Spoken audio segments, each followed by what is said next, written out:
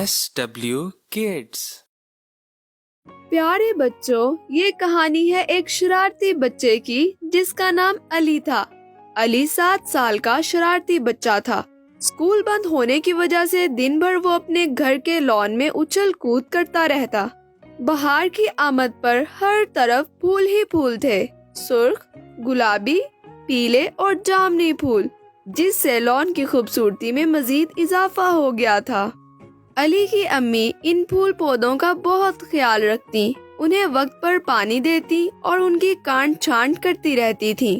لیکن علی اس کے برعکس روز کسی نہ کسی پودے کو کھینچ کر جڑ سے نکال دیتا تو کبھی ان کی شاخیں اور پتے کاٹ دیتا۔ اس کی امی نے بہت بار اسے سمجھایا کہ یہ پودے بھی سانس لیتے ہیں، انہیں بھی درد ہوتا ہے، لیکن وہ ایک کان سے سنتا اور دوسرے سے نکال دیتا۔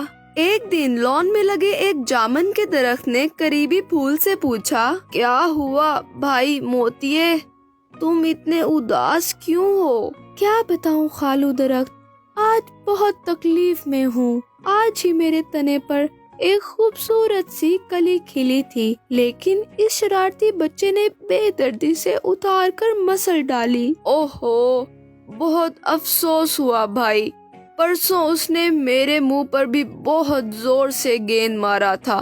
میں بوڑھا بیمار کتنی ہی دیر درد کی شدت برداشت کرتا رہا۔ بوڑھے درخت کی باتیں سن کر موتیے کا پھول ایک عزم سے بولا، اب اس کی شرارتیں حد سے بڑھ ہی جا رہی ہیں، ہمیں بادشاہ سفید گلاب سے بات کرنی پڑے گی۔ کہہ تو تم ٹھیک رہے ہو، اب مجھے بھی اس کا واحد حل یہی نظر آتا ہے، آج ہی ہم بادشاہ سلامت کے پاس جائیں گے۔ سفید گلاب بہار کی نرم دھوپ میں اداس افسردہ بیٹھا ہوا تھا۔ اس کے حکم کے منتظر سپاہی جامنی پھول ہاتھ باندھے کھڑے تھے۔ حضور کا اقبال بلند ہو، کہو وزیر خاص سورج مکھی، کیا خبر لائے ہو؟ حضور، آپ سے کچھ سوالی ملنا چاہتے ہیں، کہہ رہے ہیں کچھ ضروری بات کرنی ہے۔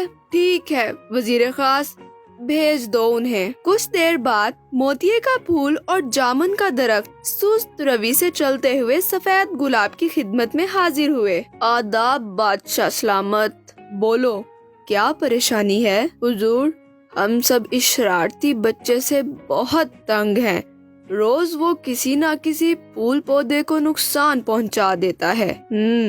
مسئلہ بہت بڑا ہے، کل ہی اس نے ہمارے کچھ ساتھی پھولوں کو بھی نقصان پہنچایا ہے۔ جی حضور، اس لڑکے کو سخت سے سخت سزا ملنی چاہیے۔ جامن کا درخت بہت فکر مندی سے بولا، مگر یہ مت بھولو موتیے بھائی، وہ 7 سال کا ایک چھوٹا بچہ ہے، کہیں سزا سے بیمار نہ ہو جائے۔ وزیر خاص سورج مکھی بولے، لیکن اس کا ایک اور حل میرے پاس بھی ہے، ہم صرف اسے ڈرائیں گے تاکہ وہ پھر کبھی درختوں کو نقصان نہ پہنچائے اور زندگی کا یہ سبق یاد رکھے۔ وزیر خاص کی بات سن کر بادشاہ سلامت حتمی لہجے میں بولے، بہت خوب وزیر خاص، آج شام اس فیصلے پر عمل کیا جائے۔ سورج گرمی کے آثار چھوڑ کر اپنے گھر جانے کی تیاری میں تھا، جبکہ وہ لان کے پچھلے حصے میں اپنے پسندیدہ مشغلے میں مصروف تھا کہ اچانک کسی نے اس کا ہاتھ پکڑ لیا۔ علی نے مڑ کر دیکھا تو خوف سے جیسے زبان گنگ ہو گئی۔ سامنے جامن کا درخت کھڑا مسکرا رہا تھا، جس کی بڑی بڑی آنکھوں میں ڈھیر سارا غصہ تھا۔ باقی تمام پھول پودوں نے بھی چاروں طرف سے اسے گھیر لیا تھا۔ علی سہمے ہوئے انداز میں بولا، کون ہو تم لوگ اور یوں چلنے کیسے لگ گئے؟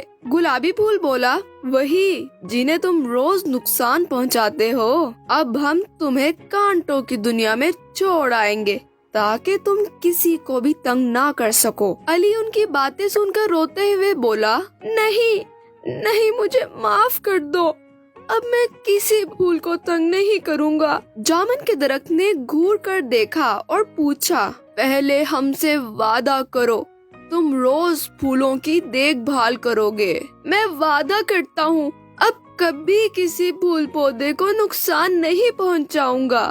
یہ سنتے ہی تمام پھول پودے اپنی جگہ پر چلے گئے اور علی اپنے کمرے میں جا کر سو گیا۔ اب روز صبح وہ امی کے ساتھ مل کر تمام پودوں کو پانی دیتا اور اپنے ننھے ننھے ہاتھوں سے ان کی دیکھ بھال بھی کرتا۔ مزید اچھی ویڈیوز دیکھنے کے لیے ہمارے چینل کو سبسکرائب کریں اور بیل آئیکن دبانا مت بھولیں تاکہ آنے والی ویڈیوز کی نوٹیفیکیشن آپ کو بوقت ملتی رہے۔